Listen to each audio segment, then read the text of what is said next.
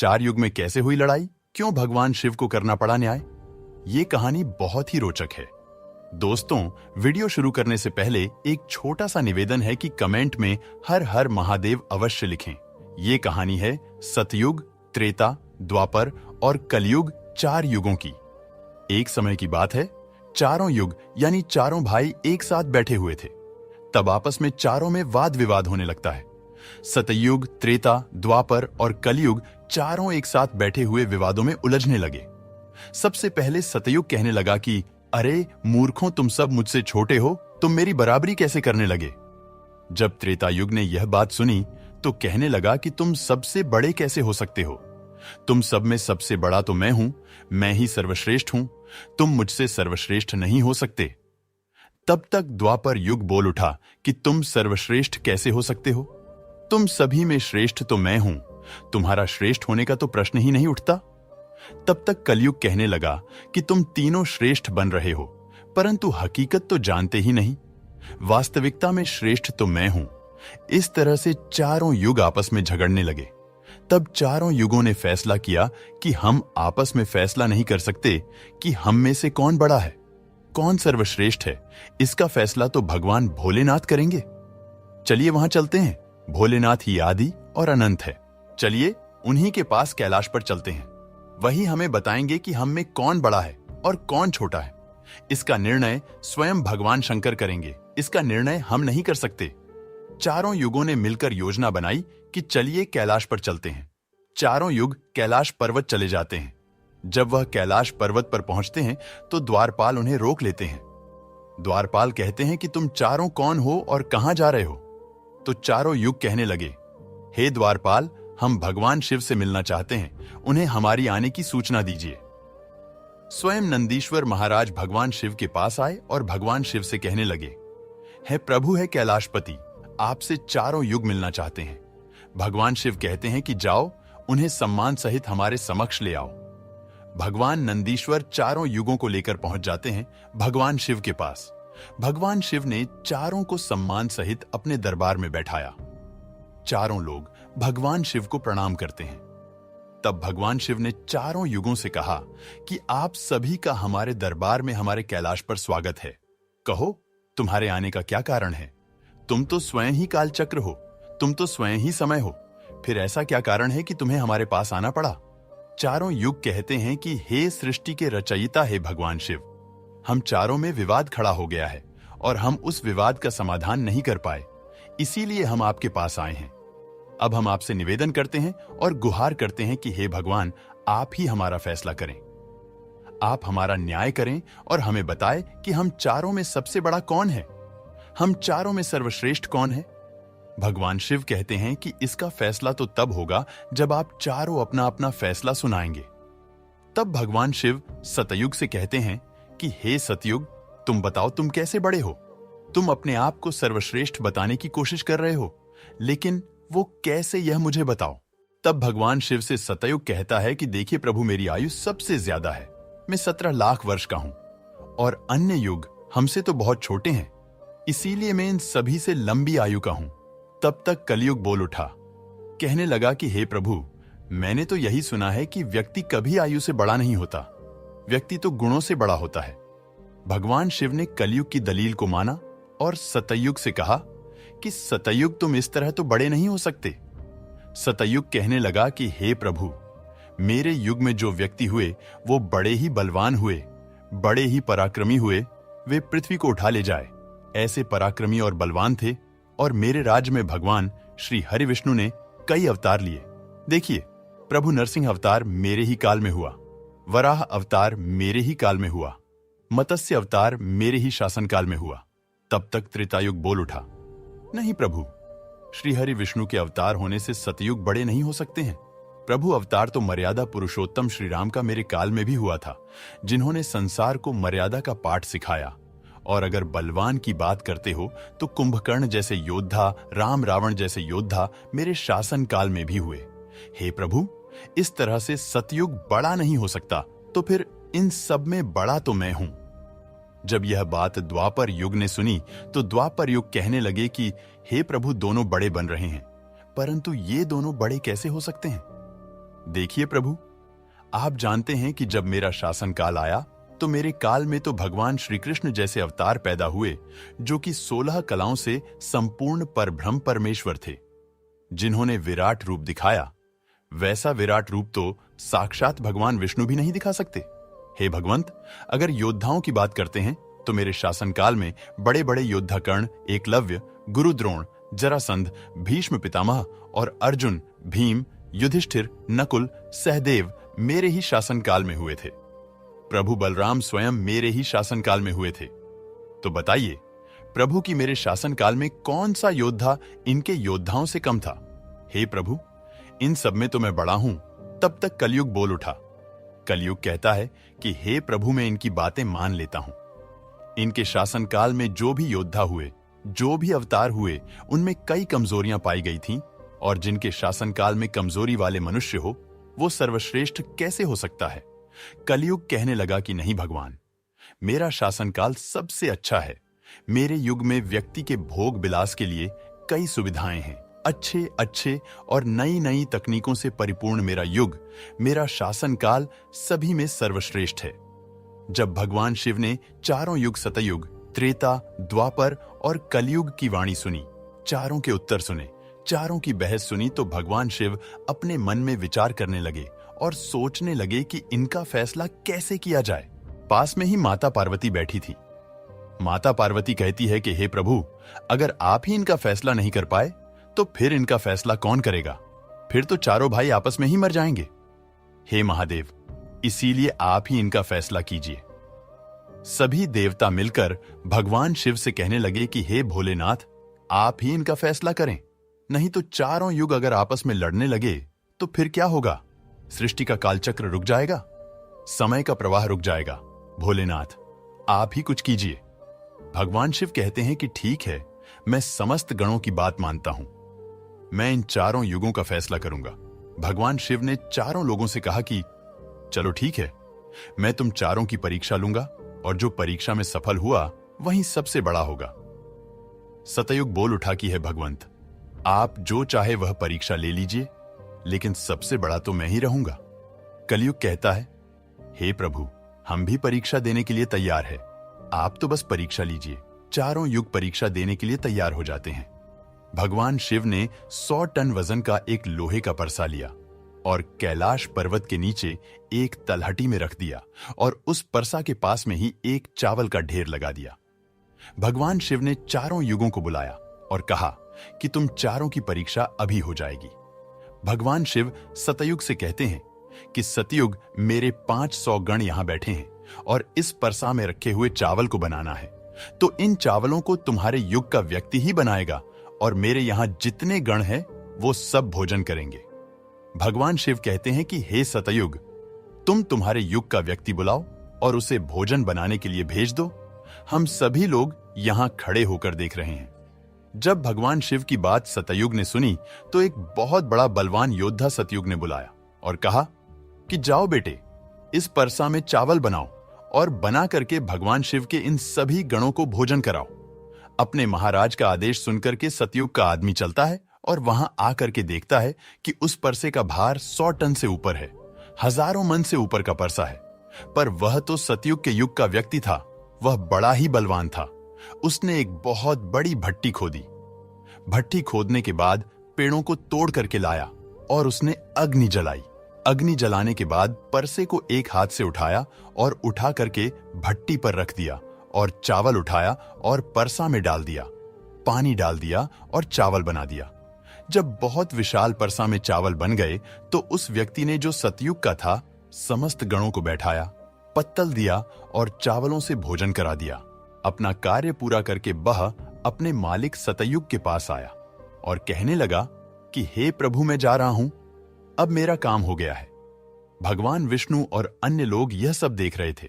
फिर भगवान शिव त्रेतायुग से कहते हैं कि हे त्रेता, तुम अपने युग के व्यक्ति को भेजो, और यह परसा जो रखा हुआ है इसे मैं अपनी माया से हटा देता हूं और इसी के समान दूसरा परसा बना देता हूं।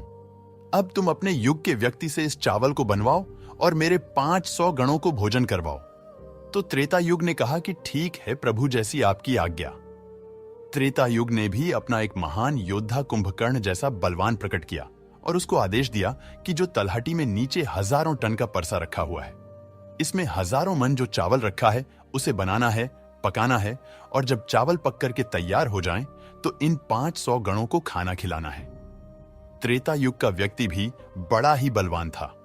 वह उस परसे के पास आया, पास में एक भट्टी खोदी और उस परसे को दोनों हाथों से उठा करके भट्टी पर रख दिया और ऊपर से रखने के बाद अग्नि जलाई और अग्नि जलाकर उसमें चावल डाला, पानी डाला, चावल पक करके तैयार हो गए। त्रेता युग के व्यक्ति ने जो भगवान शिव के गण थे उन सबको खाना खिलाया और भोजन करने के बाद सभी गण वापस कैलाश पर्वत पे आ गए। भगवान शिव ने फिर अपनी शक्ति से उस परसे को हटा दिया। अब भगवान शिव द्वापर युग से कहते हैं कि द्वापर, ये दोनों युग अपनी अपनी परीक्षा दे चुके हैं, अब तुम्हारी बारी है।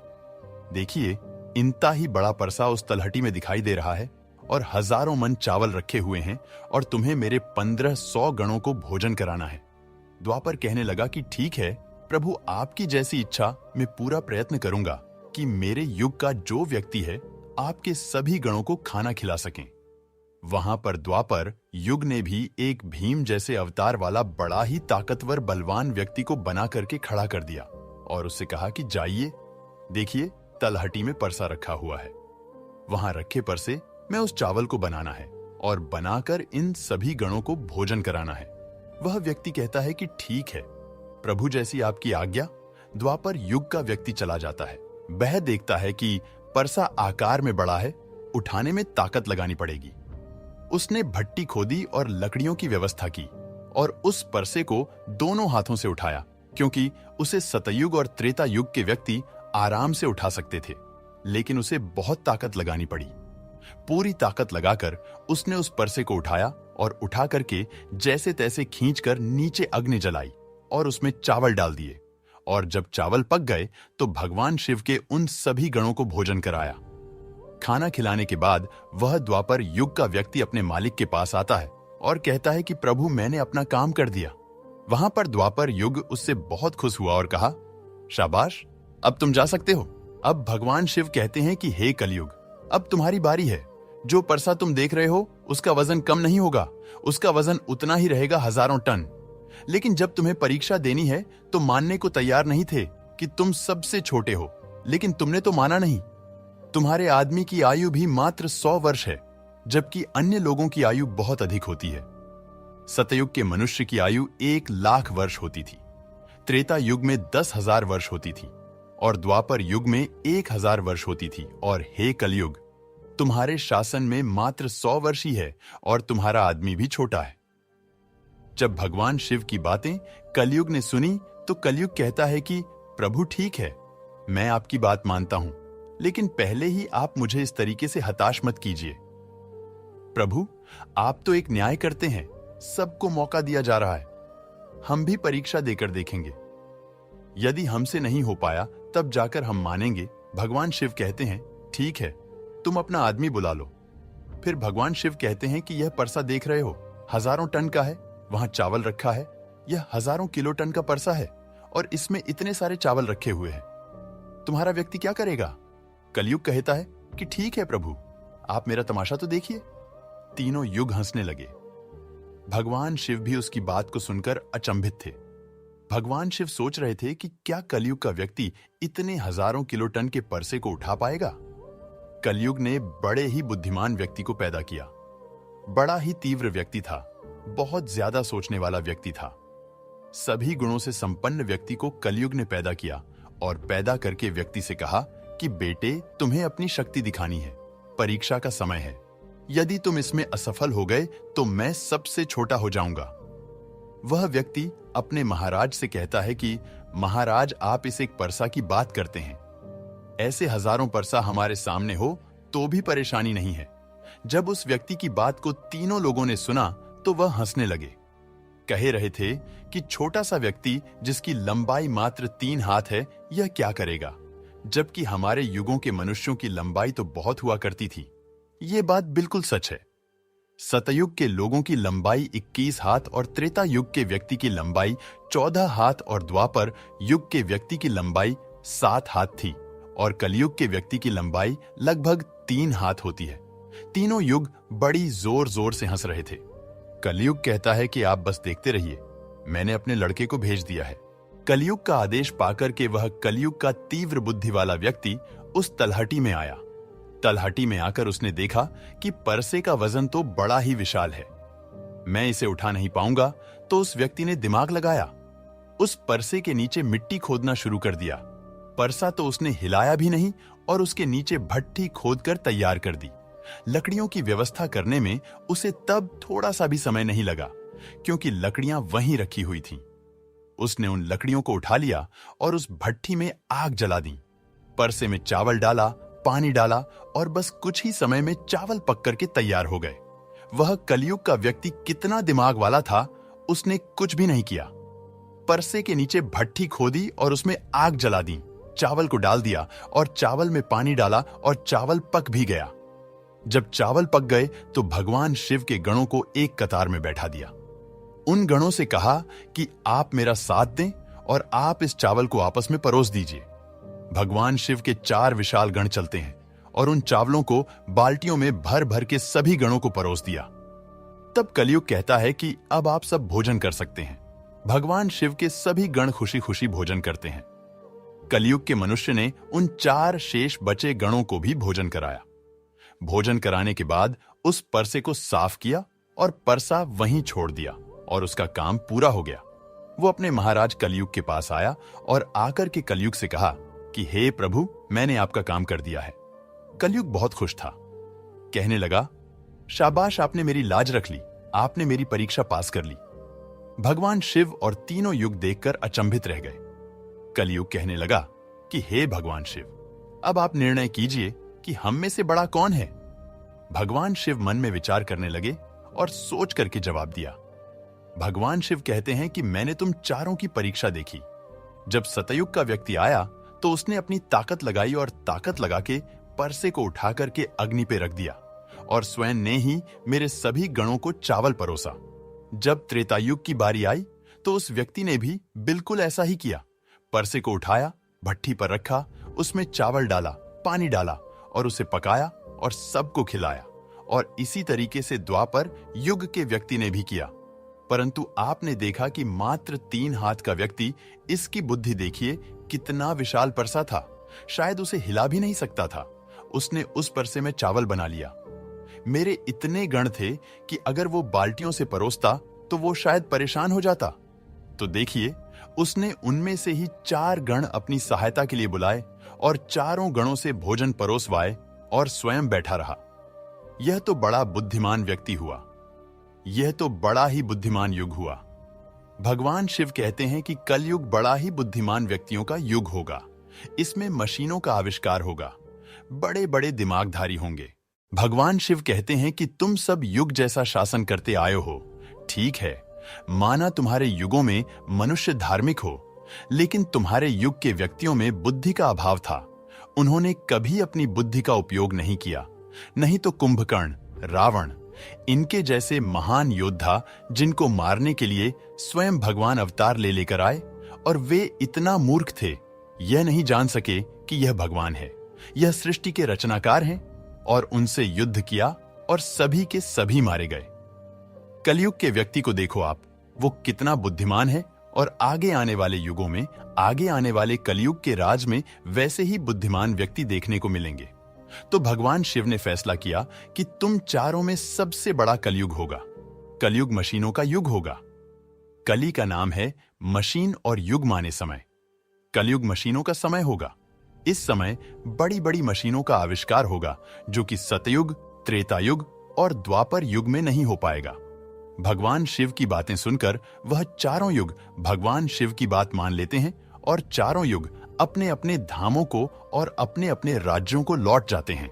इस प्रकार भगवान शिव ने चारों युगों का फैसला किया। दोस्तों, उम्मीद करता हूं जानकारी आपको पसंद आई होगी। अगर वीडियो पसंद आया हो तो दोस्तों कमेंट बॉक्स में हर हर महादेव जरूर लिखे। मिलते हैं आपसे अगले वीडियो में।